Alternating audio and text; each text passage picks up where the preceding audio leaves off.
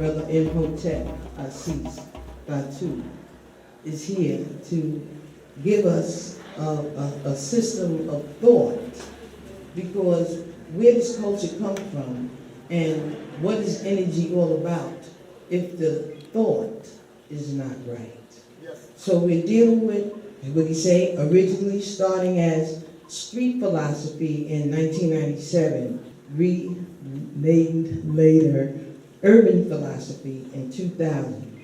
And after more than 10 years of deep thought and overcoming uncompromising challenges, successful organizational initiatives, and character reformation for more than 20 people has aided in the overall construction of this philosophy. So without further ado, it is my supreme privilege and honor to introduce to us Mr. Imhotep Fatiu.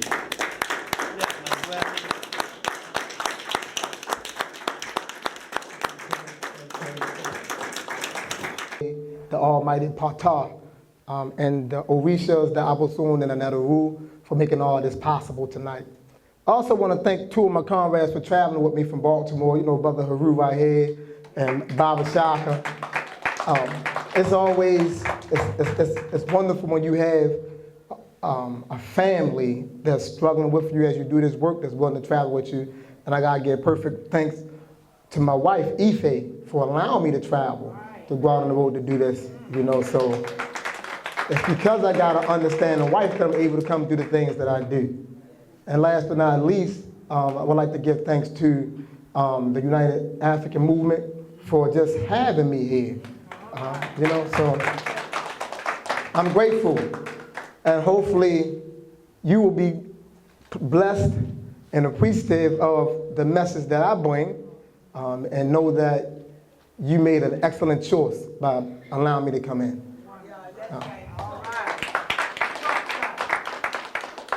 And as always, I'd like to start my presentations off by apologizing. Just in case I offend anyone, it's not my intentions. I'm not here to offend. I'm not here to attack anyone's religions. I'm not here to attack anything about you. But I am here to speak to African people about African people in a very truthful way. I don't know how to lie to us, so oftentimes the truth do hurt. So I gotta let you know up front that the things that I say tonight are not stuff that I just believe. I didn't wake up yesterday morning and just say, oh, this is what I want to do. It's 23 years of study and work that allows me to arrive at the concepts and the ideas that I will present to you tonight. Thank you. I believe that African people got to be a working people. What I mean by that, I mean we have to be service-oriented. Oftentimes, it's easy for us as a people to get caught up in emotionalism. And the reason why that happens, I'm going to tell you why that happens. I'm going to tell you the science behind it so you can be on point. See, melanin, this dark stuff that's on our skin, it's also on the inside of us. It's on your lungs, it's on your heart, it's on your intestines, it's on your brain. Melanin is a photoreceptor, so it pulls energy, it grabs energy. And voice, speech, sound is a form of energy. So when you hear, the melanin pulls that.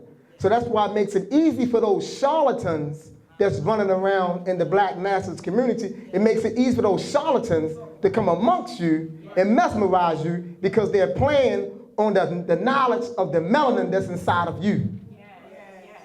So I tell everybody, like, this is what we got to begin to do. Everybody that come before you, even myself, they need to prove that they are who they say they are, and that proof need to be in their work, not talk. Not talk, in the work. What have you produced? Who have you transformed? How have you transformed? That's what we got to begin to do. Because we got to change the complexity of the struggle, because our struggle is being tainted and watered down. And we have to change that. Those dynamics have to change, and only we, the people, can change it. But we have to be serious in demanding of individuals to be who they say they are. Because we got a lot of charlatans running around. They speak well, they look good, they dance well, they do all those wonderful things. But they take advantage of us. You know, so I wanted to say that before I go into what I want to talk about. So urban philosophy, the shirt that I got on, this is the brand. Urban philosophy has to be the wave of the future. And my reason for saying that is that African people have always been a people who have changed things. That's what we do. You know, even before coming to these shores here, we've always changed the environments. Wherever we found ourselves to be, we revolutionized those environments. So African people are the world's first revolutionized. See, instinctively, there's a revolutionary spirit that we possess. But being in this land, for as long as we have been here, that revolutionary instinct has been put to sleep. It has been suffocated within us. So urban philosophy is the resurgence of the revolutionary instinct of African people by telling us to re-identify with who we naturally are. So at the heart of urban philosophy is African deep thought. What I mean by African deep thought is understanding the fundamental nature of what life truly is. For the African, life is family, life is productivity, and life is harmonious. That's the reason why we have ma'at. It teaches us that. So everywhere in the African world, when you really get into the African world, you see harmony, balance, and order. And you see structure. We have to get back to that. So urban philosophy for me is a means to make that happen. It's a system that directs us back to who we are and show us how to be. Because we are no longer being who we truly are. We are no longer being who we are. We have become something other than who we naturally are. And as a result of that, we are not getting things done the way that we can get things done. Look at the family in our communities. Our families are in shambles because we're not being ourselves.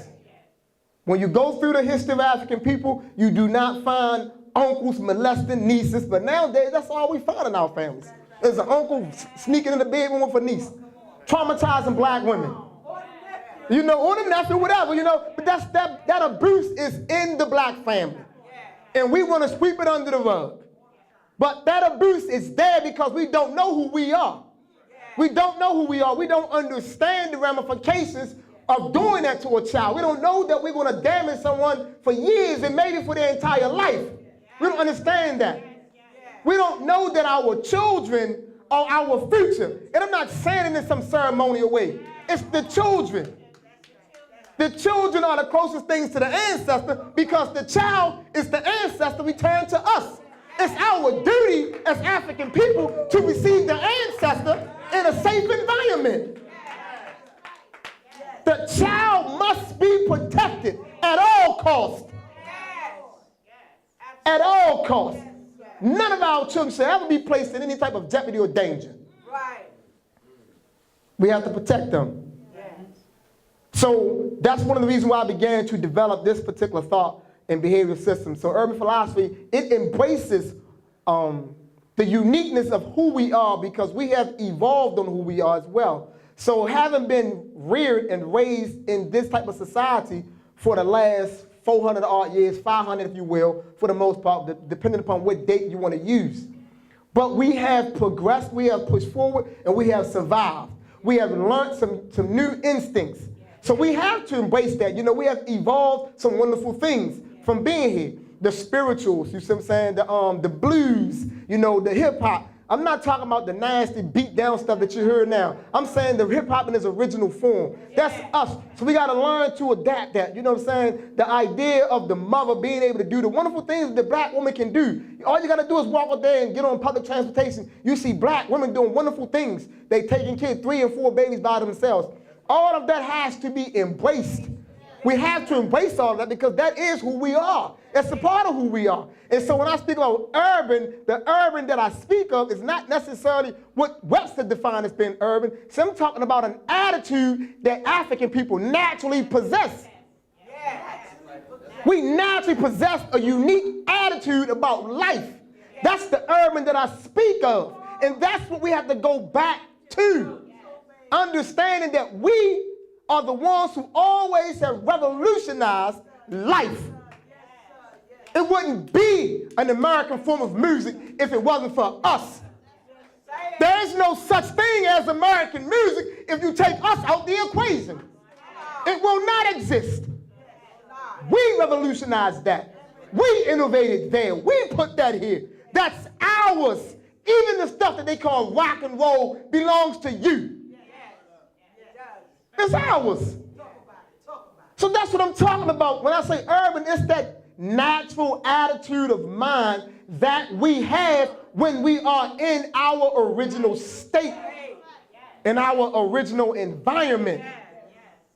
So in the book, I speak about a way that we can get back to that. So it's this terminology I know we hear a lot called Sankofa. So when I think about this terminology, and oftentimes you say, what Sankofa is? And people might say, well, go back and fetch. You know, it does mean that in one sense, go back and fetch. But for most people, you have to like truly break that down. What does going back to fetch really mean? So I define Sankofa inside the book as it's a four-part process. The first part of Sankofa is a historical journey.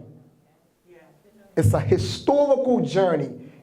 You and I have to be totally committed to understanding who we are in a historical context. Going beyond 1619, going beyond 1523, going beyond 1436. We got to keep going back, going beyond the 7th century with the Arabs. We got to keep going back, going beyond the 3rd century BC with the Greeks. You got to keep going. You got to keep going and going and going and going and going. You got to go to the original source of who we are before we were tainted by foreigners. That's your historical journey. All right? So you get on that journey, and I'm going to give you 4 books that I think everybody should have read. If you haven't read these books, read them. You need to read the book put out by John G. Jackson, Introduction to African Civilization. You read that book there, right? Read 𝐏𝐡𝐢𝐥𝐻𝐚𝐴, African Origin of Civilization, Myth or Reality. You read that book. Go and read Dr. Chancellor Williams' book, The Destruction of Black Civilization. You read that book. And the last one, because of his writing style, I think you should read this one. Last, after reading those 3, is The Black Man of the Nile, Dr. Ben. You go and read those 4 books, and you study those books very well. That is your historical journey. That's your historical journey. Then you move into, while on that, yes. The first two you said? What my students said. What was the first 2 books I said? John G. Jackson, Introduction to African Civilization. John G. Jackson, Introduction to African Civilization. And the second book was... Anyone remember? Come on now, we need students in here. 𝐏𝐡𝐢𝐥𝐻𝐚𝐴, African Origin of Civilization, Myth or Reality. Right? So that is the historical journey. And while you're completing that and you're on that, because I'm still on it, you remain on that journey, but while on that historical journey, once you're set within that journey, the next part, the next phase is historical recognition. You have to begin to recognize who you are historically. You have to begin to recognize. And like I said earlier, I'm not here to step on anybody's toes, but you are not the black man of Asia. You are not that. See, that's not who you are. Even though I know we used that at one point in time in our history here to build us up, but when you read the 4 books that I just told you, you'll realize that that's not who you are. You're going to realize that your place of origin is in Africa. You're an African. Now, you can identify with whatever ethnicity over there you choose. You can say I'm Igbo. You can say I'm Kemetic, right? I like to claim the whole place. I like to claim the whole land. You know? And don't even worry about trying to get into the debate where Africa was named after European. Now, go back and study Dr. Vanoko Rashida. You will realize that it was not named after some European. See, that's what others tell us. So we always say that. It was named after Scipio Africanus, right? Do the history. That's why I'm telling you to read the books. That's what I'm telling you to read the books. When you read the books, you realize that, no, we twist it around as well. But we're not worrying about the superficial appellation of the land. We're going to identify with the mass itself. That's what you got to get into. So that's the recognition. So you got the historical journey, correct? I said 2 was what? Historical recognition. Now, while you're on the journey, you begin to recognize who you are. And as you begin to recognize who you are, you got to begin to do what? You got to have a historical retrieval. You got to begin to retrieve those things that are indigenous to you and release the things that aren't indigenous to you.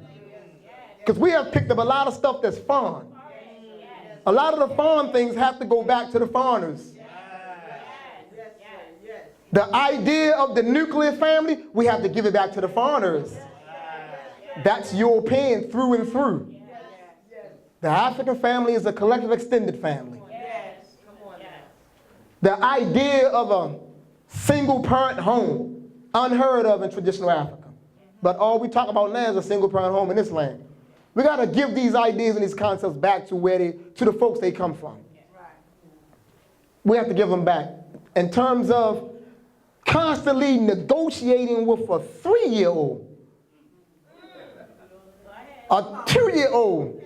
What do you want to do today? Where do you want to go today? What do you want to eat today? You know, the child don't know nothing. The baby don't have enough experience to know what he or she wants. So why are you even having a discussion? As a parent, you're supposed to know where you're going with your child to benefit your child. You're supposed to know what you're going to feed your child that's going to sustain your child's life. As a parent, you're supposed to know these things. And if you don't, get the DVD, African Parenting in the 21st Century. Get the DVD. Because that's destroying us. Because you start negotiating with a 2-year-old, and then when he starts talking back to you at 12, you wonder why.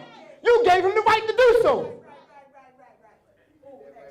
So when they get 13, I can't do nothing with him. He don't want to listen. Because fool, you sit up there and negotiate with a baby his entire life. When you should have been parenting the freaking child. So now at 12 and 13, our children talking back to you. They're not listening to you. Why? Because you gave them negotiating powers. My son do not have it. None at all. I say go, you go. Even when he look at, he only 3. Even when he look at me like he want to rise up or say something, I come straight to his chest. What, you want to try? That little joker keep on bopping. There's no negotiation with no baby. Where we start that at? And we wonder why our children are running rampant and doing the things they were doing. Because they haven't been parented. You want to be a friend to your child. Granted, I understand we didn't get a lot of things growing up in our childhood. I understand that. But don't try to compensate for the things that you lost or was deprived of in your childhood by treating your child like your peer. Cut that out. We got to get that back. So that's why I said got to be a historical retrieval. We have to retrieve that which is natural, that which is indigenous to African people, that has worked for African people. When you start looking at African societies before any foreign invasion, you see nothing but greatness across the board. So we know our ancestors understood something about human development because the societies tell us that. The people tell us that. So that's what we have to emulate, the ways of our ancestors. That's what this is about. Follow the ways of your ancestors, you never can go wrong. So that's the 3rd phase. The 4th phase, after that 3rd phase, is the most important, and it's very crucial that you understand this piece. Historical utilization. We have to use what we come to understand about us and stop trying to sound good and regurgitate all the time. We are in the era time where you have to do. What you say you know must be validated by what you do. If you know it, then do it. If you don't do it, you don't know it in my eyes. Don't tell me you know anything about our history and our culture and you keep acting like a Negro European. All right. And listen what I said. I said a Negro European. I love it. Keep up the good work. Because we got to change some things around here. We got to stop letting these people make us think that Negro is synonymous to blackness. It's not. Negro is synonymous to Europeans. That's urban philosophy. It's the ability to redefine your reality and tell your own narrative. Let's stop letting them tell our narrative for us. Let's stop letting others define who we are. We got to start taking some power back and start telling our own story and defining for ourselves. So the Negro Europeans is what we're going to talk about, not us. Negro has nothing to do with us. There's no such thing as African niggas. It don't even fit right. It's a contradiction. So we're not going to let others try to convince us of such. That's right, my brother. You know, so we got to get it together. So who can run those phases back down? What's the first phase of the Sankofa? What is it? What I just said? Historical journey. Historical journey. What's the second phase? Historical recognition. Recognition. What's the third phase? Historical retrieval. Yes. And what was the fourth phase? If you know it, do it. Historical utilization. So stay there. Now, this is what we got to focus on. Black men, we got to treat black women better and different. That's part of historical utilization. Black women got to treat black men different. See, black women got to learn how to be patient with black men and stop lambasting the man with the tongue. That happens a lot. Yes, it does. We got to understand that we are uniquely different, so we got to work together to better understand who we are. So the black woman has to come to understand who the black man is, who that African man is. And that African man has to come to understand who that African woman is. And we have to do that as partners. Tolerant, patient, and understanding. That's necessary. It's indispensable to our survival. Because there's not going to be any African rebuilding without African families. And it's not going to be any African families without African men and African women coming together in healthy relationships and making those relationships work. So that's the kind of work we got to get back to. We got to get back to doing some social work. That's the African way. Now, in the African context, every young girl and every young boy are prepared at the earliest of ages to be in marriage. Because we know it's about the community, it's about the family. So we're not laying around mistakenly bringing children here. See, in the African context, we are planning them children and we are bringing them here to extend this family. So every child comes to us with a purpose to add on to the family, the African community, and push us forward. That's what you come here for. You don't come here to play no video games all day long. You don't come here to run up and down the street and kick a ball around. Think about it. Check this out. Why should African boys, African girls, just want to let them run around all day long, kicking balls and jumping ropes and doing all these things when the counterpart, the enemy at the same age, is being taught how to hunt, because hunting prepares you for warfare? It makes no sense.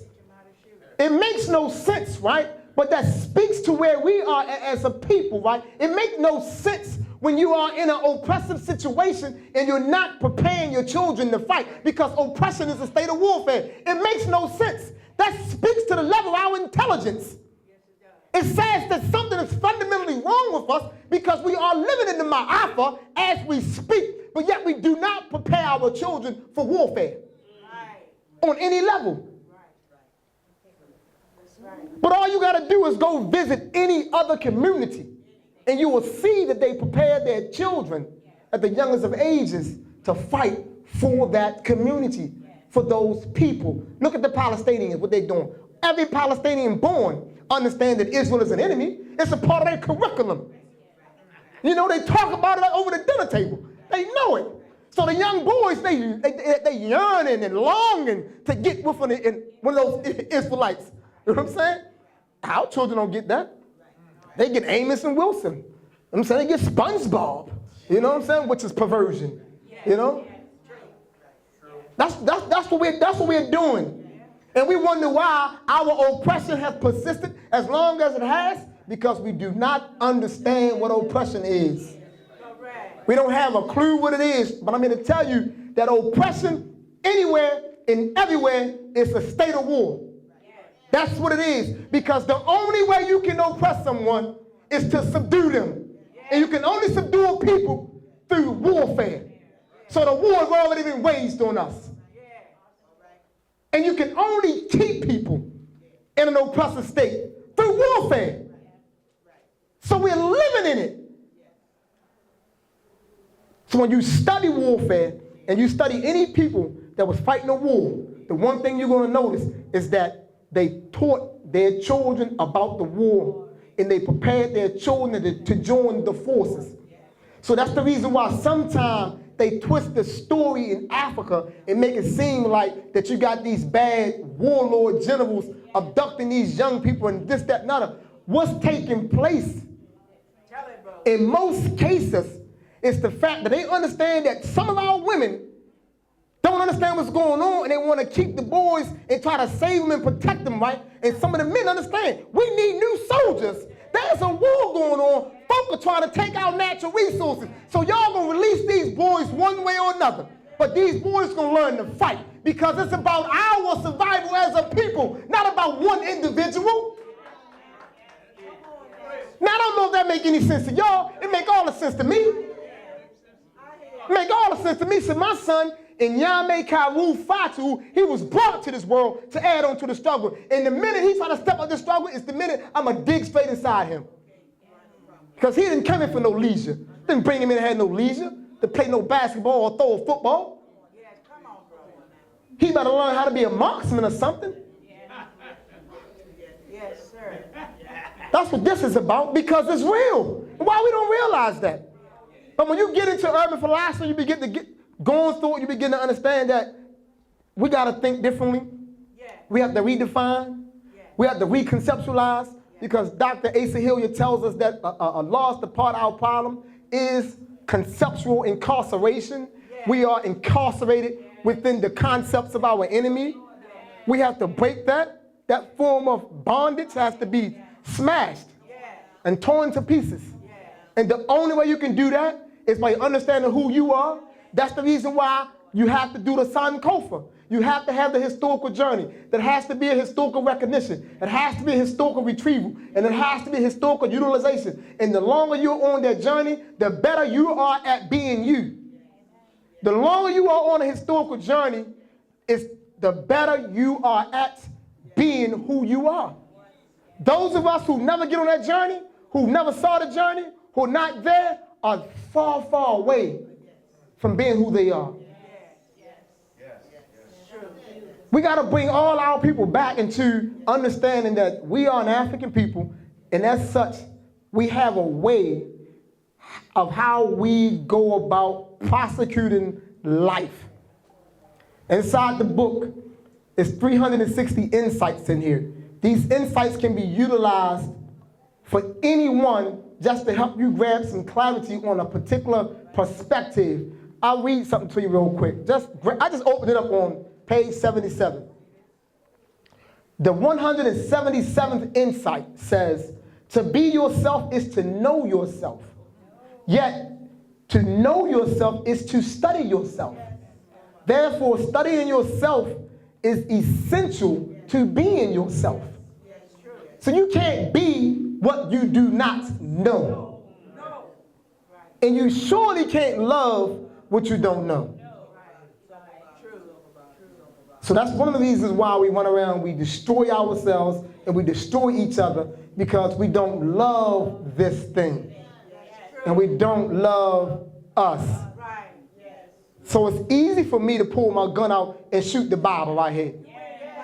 This is the wisdom of our community, and I just easily destroy him. I see him walking down the street, you know, having some troubles. I want to come take his hard-earned money. But this is our wisdom. But I don't know that. I don't know myself, so I don't know him. That's our problem. You know, that's our problem. I will sell a pregnant woman narcotics. Granted, she's pregnant.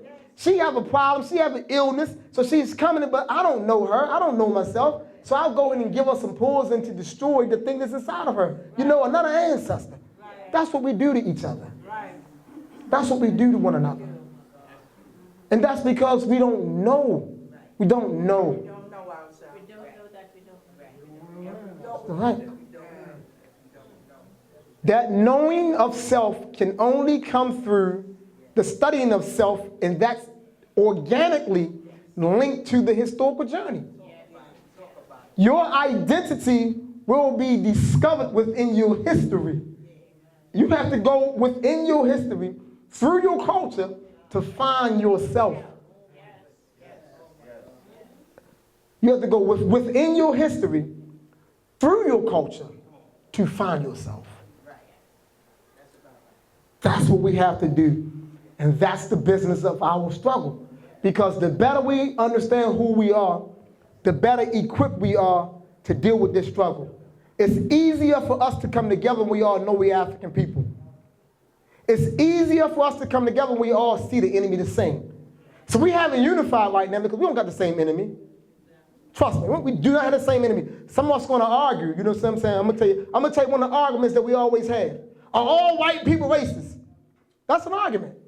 You know, that's an argument that we shouldn't even be having. No, we shouldn't. No, we should not. I was listening to Muhammad Ali the other day. I know I'm going to mess his analogy up. I'm going to mess it up, but I think you're going to follow my point, right? And his analogy was around the same argument. And what he said is this, you know what I'm saying? He said that he is aware that every snake in existence, right, isn't a poisonous snake. But he said that if he's looking, you know, and saw a gang of snakes coming toward him, you know what I'm saying?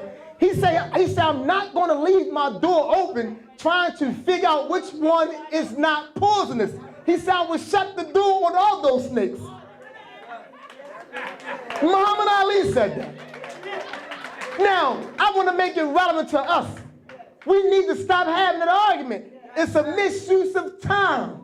Because whether they are or not, all of them benefit from your destruction.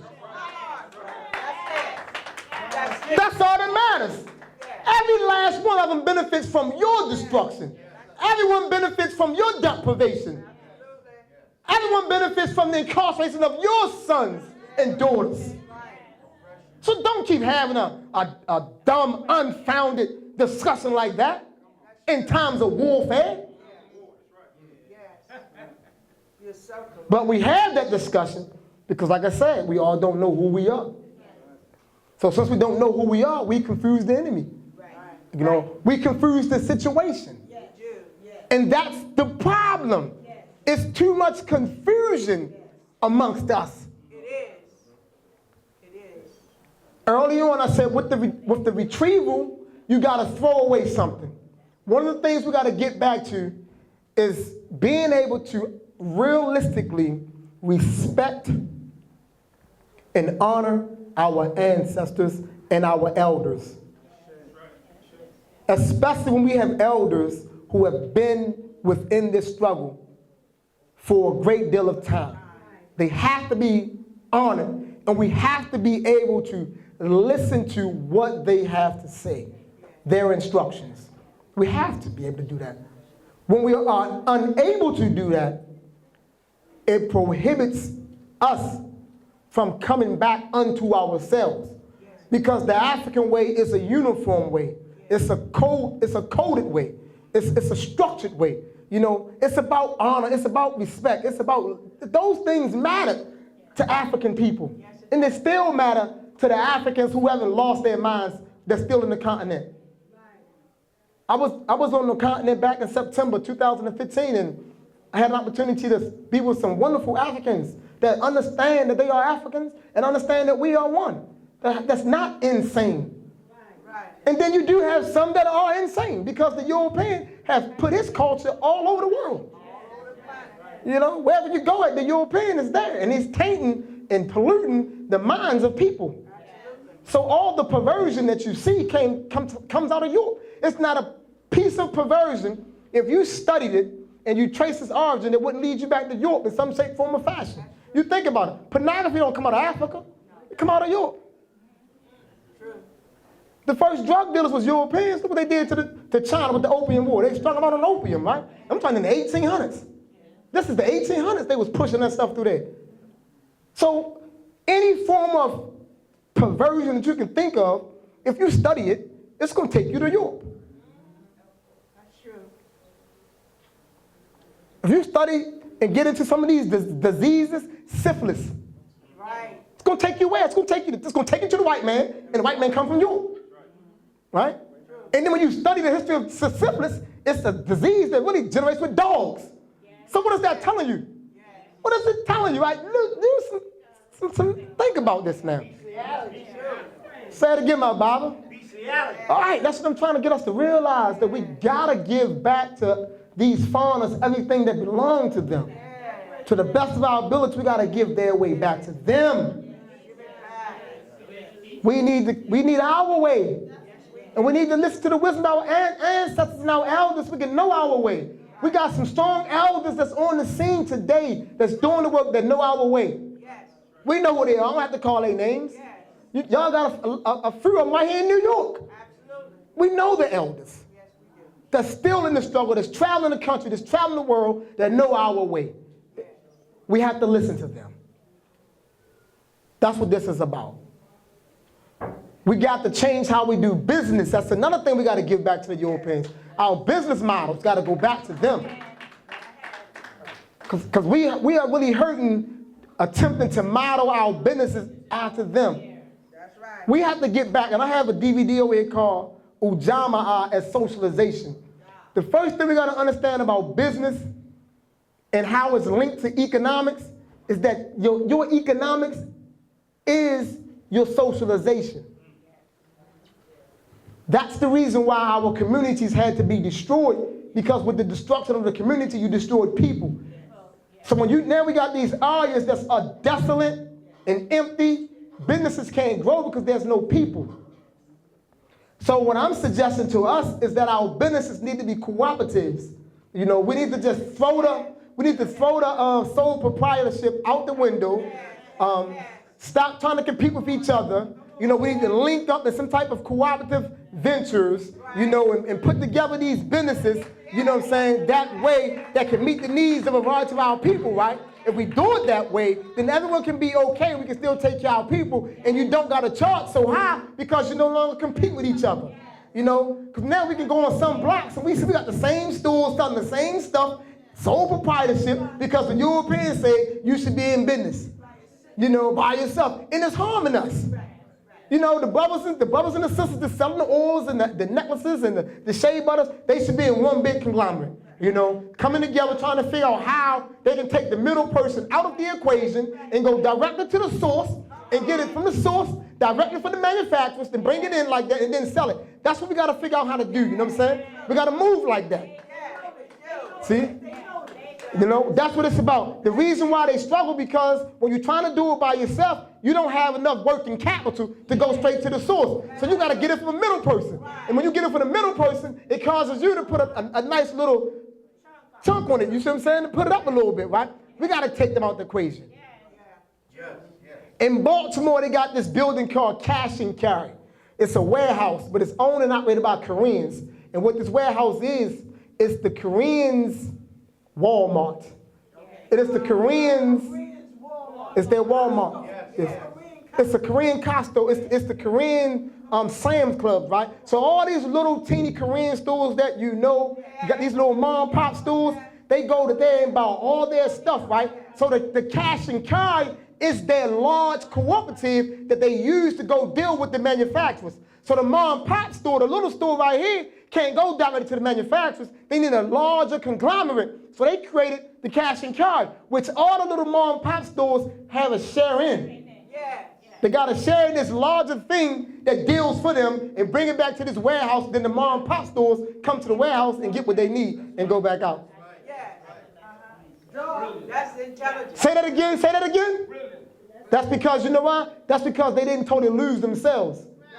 So they're not trying to totally model themselves after white people like we always try to do. So we go to their colleges and learn their training, and we come out only learn how to ape what they told us to ape.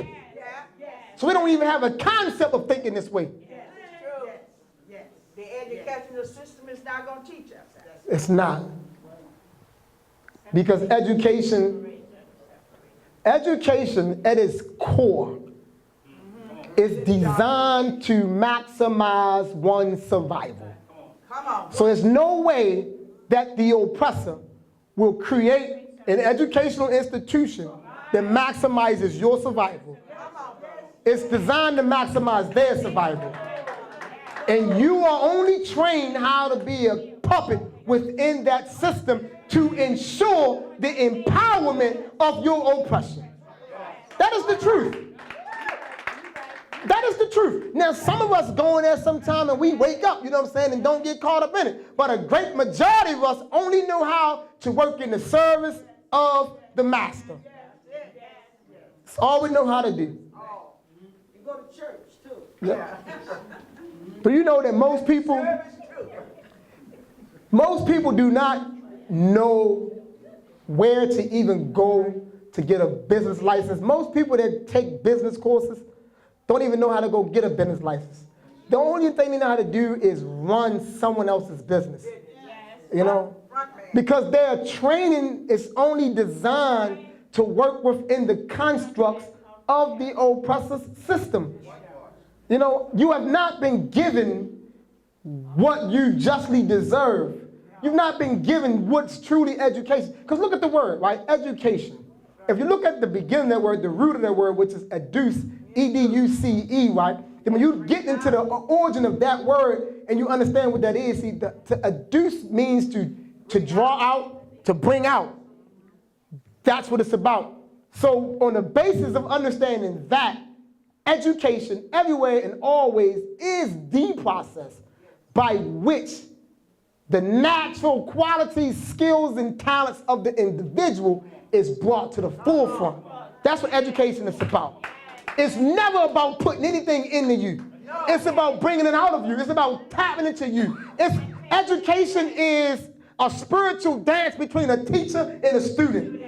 It's a dance by which you learn to understand who you are. That's education, because once who you are opens up within you, you can go do anything you want to do. And I'm going to tell you how I know that. I'm going to tell you how I know that. I'm 45. 1971, March 20th, Pisces. The last grade that I completed within their system was the 7th grade. That's right. You know, the 7th grade. But yet I've written two books, currently writing my 3rd book, but I got 7 books on this little thing right here, because I was going to do a PowerPoint. So I carry this little thing, this little flash drive. I got 7 books I'm currently working on. But these people didn't teach me none of that. All I had to do was do that historical journey, and I learned, I found me. Once I found me, everything opened up. You know what I'm saying? Have a child care center, a youth organization, you name it, right? All been birthed out of this brain right here, just from taking that journey that I'm telling you about. You don't need what them people telling you need. That's the lie. That's the grand delusion. Convincing you need them. So you're afraid to go find yourself. You're afraid to move out on your own dreams. You think you can't do anything. I'm telling you, you can. Just go do it. Fear handicaps you. Ignorance is at the heart of fear. If I don't know anything about my opponent, and my opponent make himself look good, I conclude that my opponent is more skillful than me. Because I don't have knowledge, so my ignorance causes my fear. But when I truly know my opponent, and know my opponent can just dance well, but I'm truly coward, I'm not fearful anymore. And that's what it's about. So when you don't know who you are, you walk around in fear to do anything. So you never get anything done. You die having done anything. Because you live in a state of fear. I don't fear anything. I just get up in the morning and go do it and make it happen. I dream at night and say, oh, that's what I want to do, then I just go do it. That's the truth. That's the truth. My books are self-published. I figured it out all on my own, just sat down and said, this is what I want to do. I want to write some books. And I told the brothers that I'm going to put a book out every year. And I've been on task since I put this one out. The red one came out 2014. The black one came out 2015. And I got a green one that's going to come out at the end of this year right here. And I'm going to keep it going, at least for the next 6 years. That's my plan. You know? About building a legacy. But I could not have done any of this if I did not know who I am. So listen to me, black man, black woman, African man, African woman. Know yourself. It's the key. UrBan philosophy is the the tool to aid you in that. Let me share something with you. So it's 36 laws in urban philosophy. It's 360 insights, 36 laws. The 36 laws becomes the constitution of the urban philosopher because that's what we're trying to become. The urban philosopher is only a revolutionized African. That's it. It's an African who have found him or herself and who have elevated. A highly refined, evolved African. Someone that rises above adversity. You know, you don't lie down and crumble and cry because these Europeans threaten you, say they're going to take something from you. Man, come take the damn car. You want the car. You know what I'm saying? You're not going to make me fearful and keep on threatening me with your bills. Come get it, you want it. Yes, yes. And I'll figure out a way to get another one or keep it going. But you're not going to frighten me. You're not going to scare me. Not going to make me tremble. I'm not going to get on this phone and bag you for nothing. Come get it, you want it. Yes. That's called having some courage. And don't let these people frighten you and fear you and keep you from doing what needs to be done. I'm going to tell you another thing we're doing in Baltimore. A liberated zone. That's what we're building. For us, the liberated zone translates into an area within the community that we own and control, and everybody that's involved in our struggle live there. That's what we're building. That's it. Community life. Talk about. My wife and I had a home on the east side of Baltimore. It's home, we was buying this home. But our liberated zone is in the west side of Baltimore. So, you know, we keep telling everybody we need to be living in the liberated zone, moving. But, you know, hey, people that not moving fast enough. So I told my wife, I said, listen, this is what we got to do. I said, we got to move in that zone first. Right. We got to move over there and we can kickstart this thing. Bump the house, we're going to leave it. We're going to leave it? Yeah, let's leave it. Can't sell it, let's just go. You know what I'm saying? So we stayed there as long as we need to stay there. We stopped paying mortgage. All the mortgage checks we kept. Then when it was time to leave, we just left it. That's what we did. We just left it. I know. We left it. We went somewhere else, purchased something else, and that's what we started doing. And we good. We still good. No fear. Just go. Let's move. That's what this is about. That's the African. How you think Hannibal took Rome? Being fearful? Was no fear in Hannibal? With them elephants going through the Alps? The mountains? We going through those mountains. There's an enemy over there we got to go deal with. Let's go. They went through those mountains. You think Shaka Zulu was afraid? No. Why you think he took the spear from them? He said, no, that thing is too long. Make it shorter so you can get close to the enemy. Take them shoes off so you can grab that ground better with them feet. Go fight. And matter of fact, we're going to run 50 miles first and then fight them. We don't even want to fight the European nowhere near our homes. So let's meet them right there. Let's run 50 miles and then go to battle. We can't even run around the block and go to battle. You know what I'm saying? We go out here tonight and run around the block, right? Then the European come up, we like this. You know, we eat bag foods, we eat potato chips, we drink soda, and you wonder why. That's why. You know what I'm saying? That stuff gotta go. Give it back to them. Hog mogs and chitlins and all that stuff gotta go back. I know they told us it was soul food. It's also death food. You know what I'm saying? It's only soul food in the sense that it's coming for your soul. You know, get that back to all that Chinese food. You know what I'm saying? That's the extra fat that we count on us.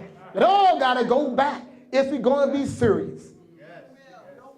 But you can't be fearful. You can't be like, oh, what I'm going to eat. You're going to eat well. I haven't ate meat since 1992. 1992. No red meat, no pork, none of that stuff. Thank you. Don't drink no cow milk, don't eat no eggs, none of anything. Anything from the animal, do not eat it. Don't drink soda, Kool-Aid, fruit punch. None of that stuff. Only juices I drink is the ones that's going to come from the fruit that squeeze out the fruit. That's it.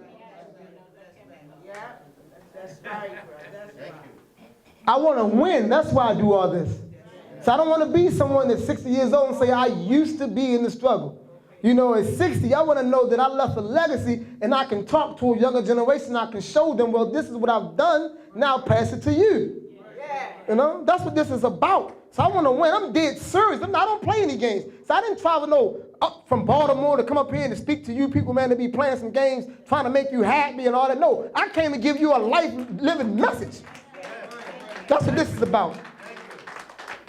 Because I could stay home. I got a beautiful, my wife 10 years younger than me. You know what I'm saying? And beautiful. I could have stayed home and had all the fun in the world. You know what I'm saying? I'm being real. Didn't need to do this. I don't do this as a living. This is not my living. My livelihood don't come from this. Yes, sir. You know? I'm not saying that people shouldn't do it. I'm just saying mine don't. I just want you to understand something about me. That my sincerity, my love, my commitment got me here tonight. That's why I'm up here.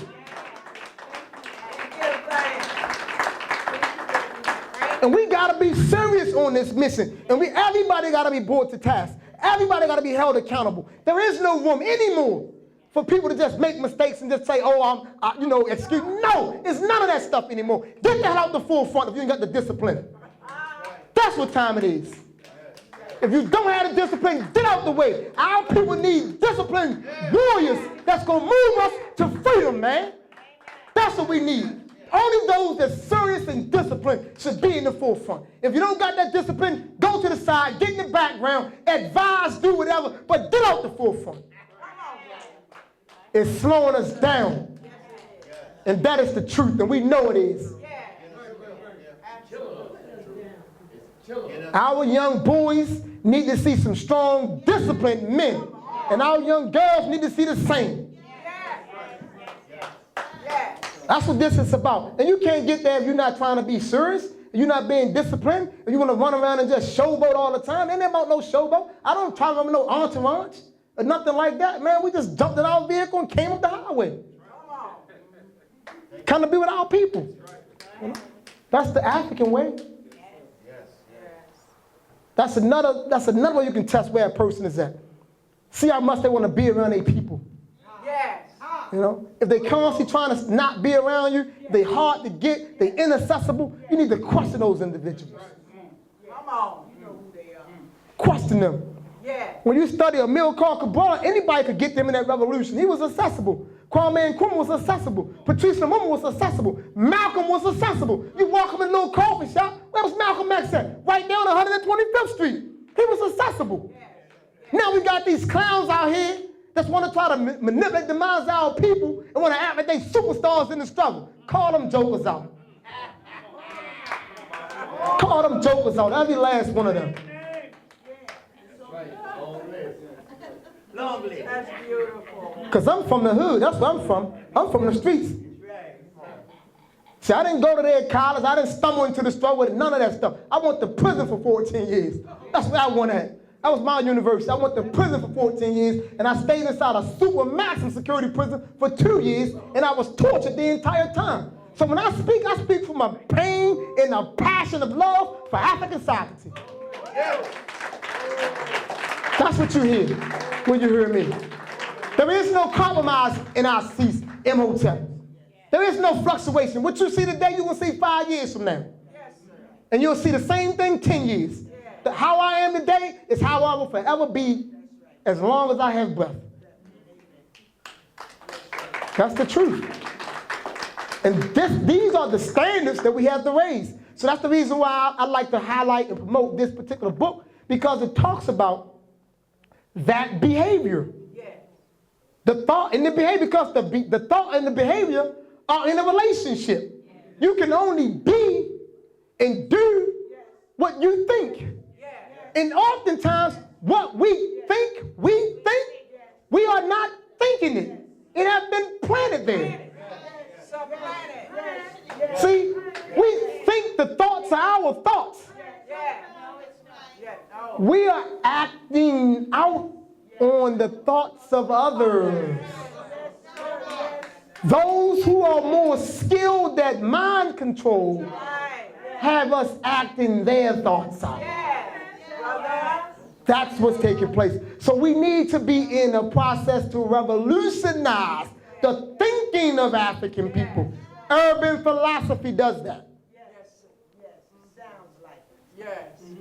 It totally revolutionizes your thinking. I'll read one of the laws in here. So there's 36 of these laws, and I'm going to share The 30th law states this: belief dictates behavior. Belief can either motivate you or stagnate you. Whatever you believe will determine what you will do. We act according to our convicted beliefs, not professed beliefs. If you believe you can achieve and succeed, you will achieve and succeed. And if you don't believe you can achieve and succeed, you won't achieve and succeed. You are only as great as you truly believe you are. Belief is more than a mental act. Belief is an actual act. Belief wields a great deal of influence over behavior. In fact, belief and behavior are interlocked. The consequence of behavior is oftentimes the result of belief. See, it's what we believe about us that determines how we behave in relation to one another. It's that belief. It's the belief that I can't trust you that caused me to deal with you like a distrustful person. It's that belief. And that belief has been fashioned for us by others through their system. See, it's their system that has socialized us to be so anti-us. So we have to be re-socialized, and the re-socialization of African people is the re-Africanization of African people. That's the Sankofa that I speak of. That's the historical journey. That's the historical recognition. That's the historical retrieval. That's the historical utilization.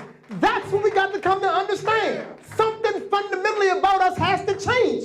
How we think. Yes, absolutely. It has to change. And we have to be committed to make sure that change takes place. And we have to hold each other accountable to make sure we're working on that change, because the stronghold of the European is strong. It is strong. And it's easy for some of us to fall off. So we got to be willing to grab our brother. What are you doing, brother? I saw you in that bar last night with that blunt. And let's stop trying to justify smoking marijuana and drinking all that alcohol. I know I might step on some toes with this one, but bear with me and understand me, right? You know, understand me. I'm not here to hurt your feelings. I'm here to tell the truth. You know what I'm saying? There is no better state of mind to be in than your original state of mind. There is no state of mind to be in than your original state of mind. Now, I know that we use alcohol. I know we use marijuana. I know we use these pills and all this other stuff because of the pain, and we want to become numb to this reality. But you'll never change your reality if you always want to try to escape that reality. What you have to do is open yourself up to the coldness of oppression. Totally embrace the coldness of this oppression, and then learn to dislike it from the bottom of your core, and you will do everything in your power to change it. Don't keep trying to cope with it by getting high and getting drunk. Don't keep trying to cope. Learn to dislike it. Everything about it. Just totally learn to dislike it. And use that dislike as a motivational force that compels you to smash oppression. To break it up. Every time you see an aspect of it, you want to break it up. When you see our children doing things that you know that's oppressive, come in there with a firm, loving hand and teach and educate them about what they're doing. Break up oppression. Stop saying this right here. You see a group of children, and you see one that, was born with the lighter eyes. Or a little bit of wavier hair. Don't say you have pretty eyes or you have pretty hair in the presence of all our brothers and sisters. It's not your intention to hurt the rest of them, but you just hurt the rest of them. Because our children, they're going to look at that one. They know he or she is different. And this is the one that you always say is pretty. You never say I'm pretty. So I'm going to conclude that I'm ugly. So we got to stop doing stuff like that. We got to be conscious. We have to be aware. And we got to keep in mind that our children have to be saved, preserved, and secured. The things we say to them and what we say within their presence has to be uplifting and motivating. Because the genius that our children come here with has to be unlocked. And you can unlock that genius when you speak to the beauty of the child. You can unlock that genius, and that child will do wonderful things. My 3-year-old son he blow my mind sometimes. I'll attempt at times to outthink him. He don't go for it. You know, he want stuff to eat sometime, and I'll be like, man, listen, I feed him. He might say, Daddy, can I have some more? Because he just like to eat. So it's my duty to know that I fed you enough. So he like, Daddy, can I have some more? I say, no. So he be like, I can't. I said, you can't have no more. I said, matter of fact, it's all gone, boy. Can I see? You know, at 3, he said, and his eyes get big. He say, can I see? You know, I said, you better go up them steps, boy. You know, then I gotta really get a certificate, chase him back upstairs. But these children, when you open them up, they wise.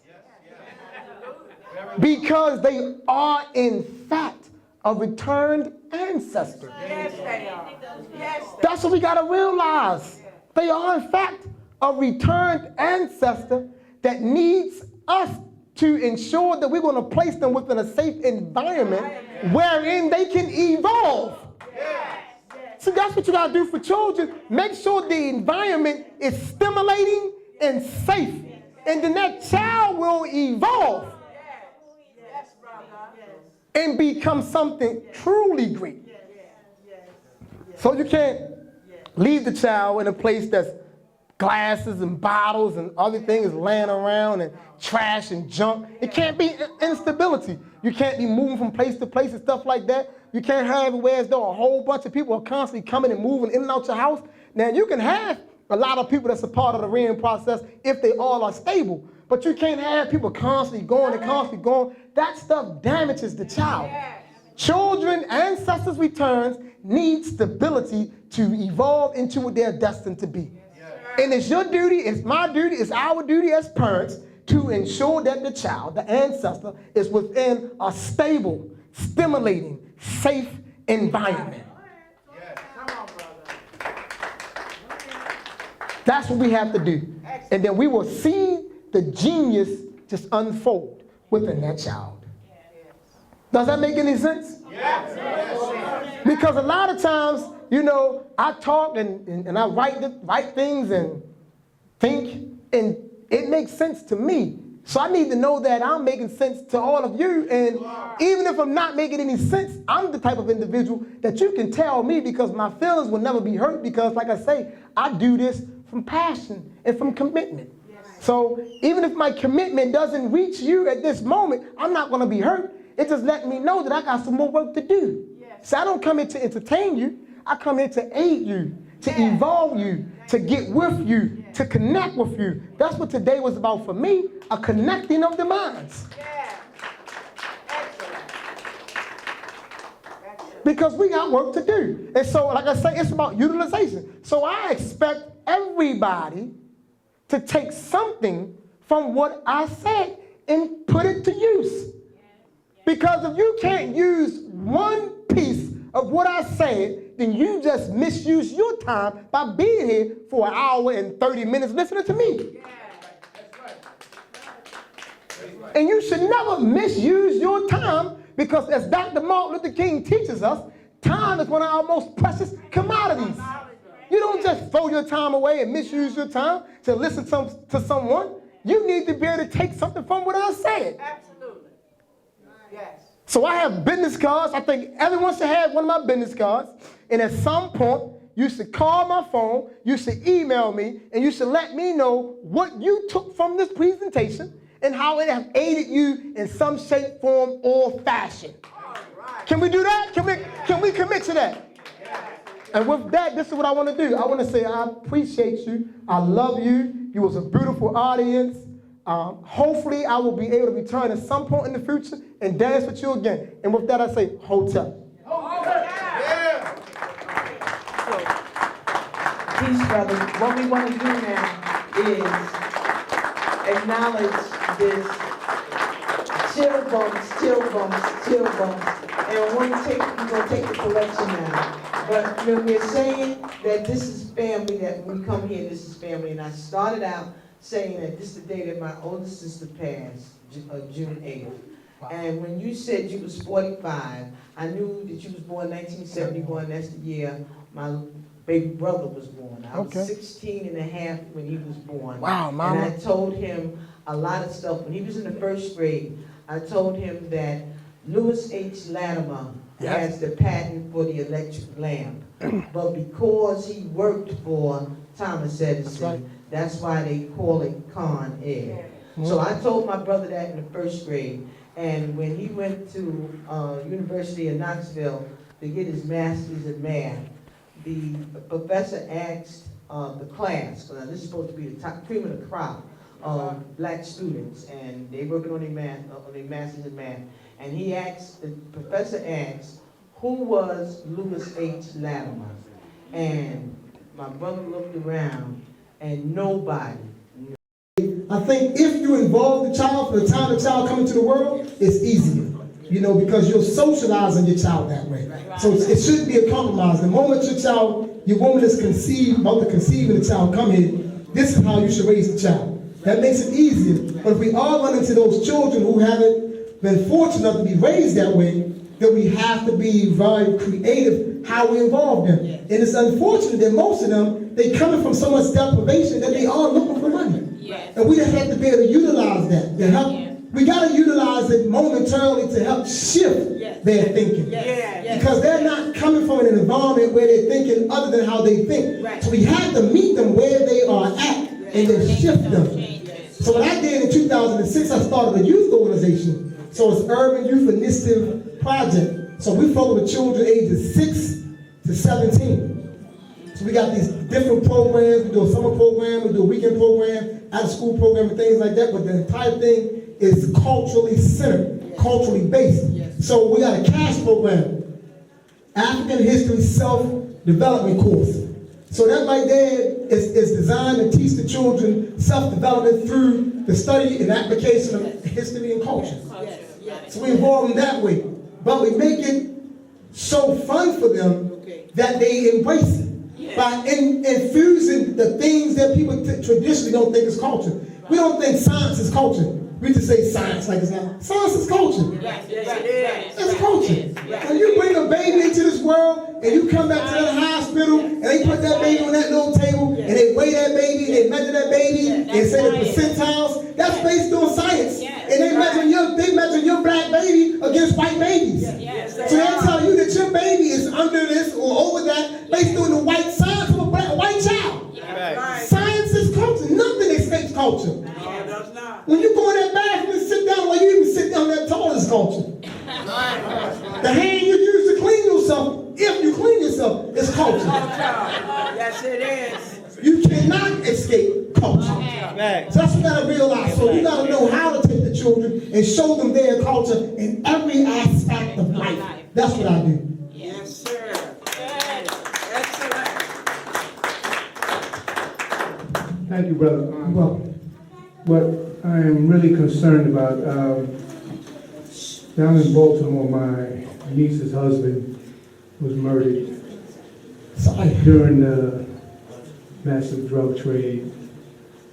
I heard it's being gentrified now, that some parts of Baltimore is being gentrified, but it also is a lot of drug dealing and the drugs is coming in there crazy.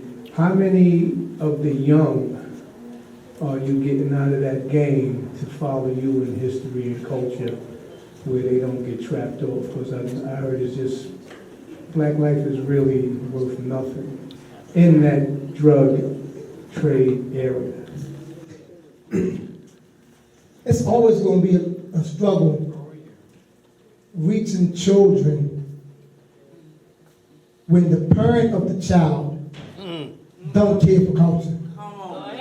So that's always going to be a struggle. So I'll say this. So my methodology and my philosophy is to build an organization that's a family, that's a society. So that's what I have. PLM, Pan-Afrikan Redemption Lecture Movement. So every child amongst us. His children, my children, his children, all our children get fed this. They don't have a choice, an option. At whatever age, they 16 and 17, they choose the streets, we'll break them up first. You know? So that's most of it. But in terms of our programs, we have you can look this up, Watoto Development Center. That's our child care center, it's African Center. So we have about 20 children in that. And they range from the ages of 6 months to 5 years of age. So we got those babies. We give it to them. And so then we have our youth organization, which is the UrBan Youth Initiative Project. We got about 10 children inside that.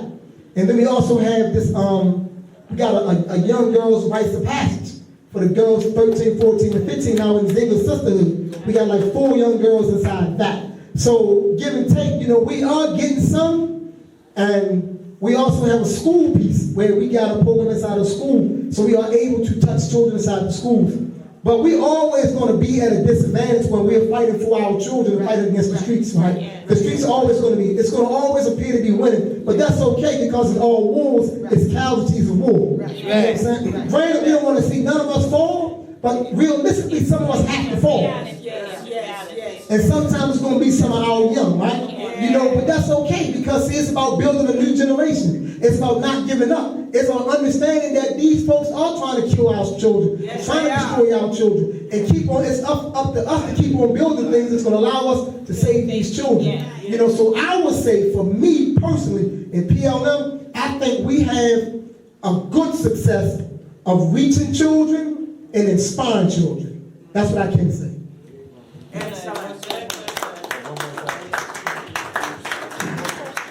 How important is it that the black man and black woman get on the same page? That's extremely important. There's no nation without that. That's a no-brainer for us right there. Excellent question. Now, I'm going to answer real short and real brief. Hold a flyer, Bob. It's a flyer over here. This weekend, Saturday and Sunday, we're doing a lecture. Myself and my wife. On Saturday, myself and my wife is doing a duet lecture presentation on how to build a complementary relationship. Where? It's going to be in Baltimore because I'm from Baltimore. It's going to be in Baltimore. But it's worth the travel. Put a team together and come, right? And then the day after, we bring in Walamu Barudi and his wife, and they're going to do one big built on how to sustain it. Now, the reason why I wanted to show that is because without the nucleus of the African man and the African woman, there is no African nation. That's mathematics. See, the longer we exist as a people, and we don't have that relationship together, it expedites our self-destruction. It expedites it. So we have to figure out how to successfully put African men and African women together in a relationship that results in a strong marriage. We gotta figure that out. That's not something we can postpone. We can't play with it. We have to figure it out because it's not okay for black women to not have a black man. It is not okay for black women, for black men to not have a black woman. It's not okay. So that's how I answer that question. It's absolutely essential. Which is redundant, but I had to put it that way. Hotel, brother. Hotel. The first time I saw you, and when I bought the DVDs from you, and I went home and I look at this, I say like, who the hell is this man? I never saw you before. Thank you. I said, I mean, I gotta give it to you, brother. You want the money. My question to you is, when you said that the black man is not the Asiatic black man, you know, they always have a problem with that. So I tell them, you're looking at the Asiatic black man. I said, I am that.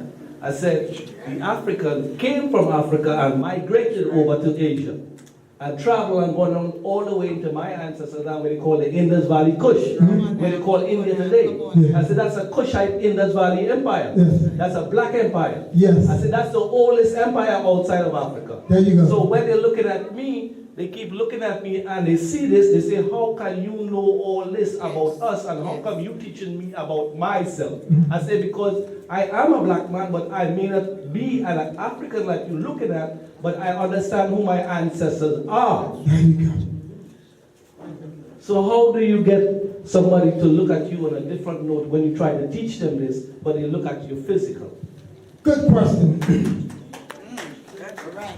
We are dealing in we have been socialized in an environment that solely focuses on the things that you can quantify. That's right. See, these Europeans are quantifiers. Yes.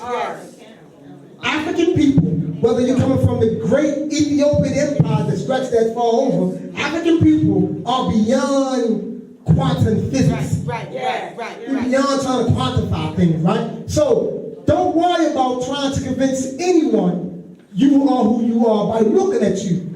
Continue to demonstrate who you are, and those who are as you are will see you. That's all that matters. As long as I know and see you, that's all that matters. Because then you and I can link up and get the job done. We ain't worried about the ones who can't see, because they can't see me either sometimes. Come on.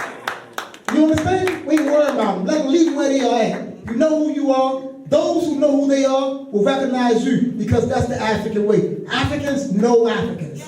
You're an African. I have to say, this is North, Central, South America, and the Caribbean islands, is West Africa. We were one landmass, Africa. That's Maybe go break it down. That's us. Yeah. It's about, it's about knowing and doing. So that's why I spoke about the Sankofa in terms of the journey, the recognition, the retrieval, and the utilization. The more we know and learn who we are, we just gotta be. And whether you're being it, you just continue to be it, and we continue to be who we are, and we can get the job done, and we can move forward. All right, my brother. Excellent. So if that's the last final question, once again, I thank all of you. It was beautiful. I enjoyed every minute of this.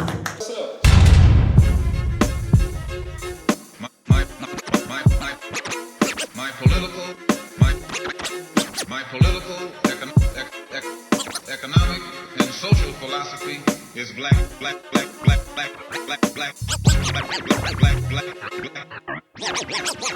national. You can't be living in these days and times and can't see it. The community's been taken captive, we gotta free it. Practical applications for healthy socialization. UrBan philosophy, stronger than democracy.